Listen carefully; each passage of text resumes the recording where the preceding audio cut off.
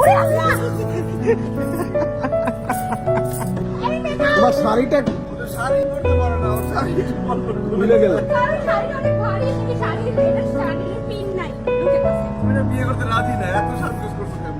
আরে মা পরাইছে শাড়ি বুঝতে দিকা আজকে আমার মাথাটা ফেলে দিলেন। আমরা Naim for the relay yes এটাই চেয়েছিলাম জীবনে।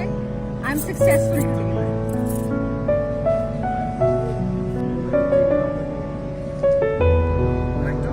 সোজা সোজা। বিয়ে করে গেছি ফেসে। বিয়ে করে ফেসে গেছো? ফেসে তো আবার প্রেমও করে ফেলাইছো।